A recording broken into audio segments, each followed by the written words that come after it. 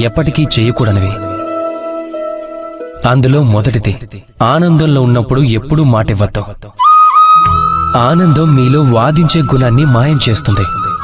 అలా ఆనందంలో ఉన్నప్పుడు ఇచ్చిన ఈ మాట తర్వాత మీ మెడకు చుట్టుకొని బంధనం అవుతుంది. రెండవ విషయం, ఎప్పుడూ కోపంలో సమాధానం ఇవ్వద్దు. కోపం మీ యొక్క వివేకాన్ని తినేస్తుంది. భవిష్యత్తు గురించి ఆలోచనని నాశనం చేస్తుంది. కేవలం కొద్ది నిమిషాల పాటు కలిగే ఈ కోపంలో, ఆ కోపంలో ఇచ్చే సమాధానం తరువాత జీవితం మొత్తానికి ప్రశ్నగా మిగిలిపోతుంది. ఇక మూడవ విషయం, దుఃఖంలో ఉండగా ఎప్పుడూ ఏ నిర్ణయం తీసుకోవద్దు. దుఃఖం మీ యొక్క ఆలోచన శక్తి, అర్థం చేసుకునే శక్తిని నశింపచేస్తుంది. సమాజంలో నీకు గౌరవం వచ్చాక నీ గతాన్ని ఎప్పుడూ మర్చిపోవద్దు. అది నీ అహంకారాన్ని పోగొట్టి నీకు మరింత గౌరవాన్ని తెచ్చిపెడుతుంది. అలాగే సాయం చేసిన వారిని అవసరం తీరాక మర్చిపోవద్దు.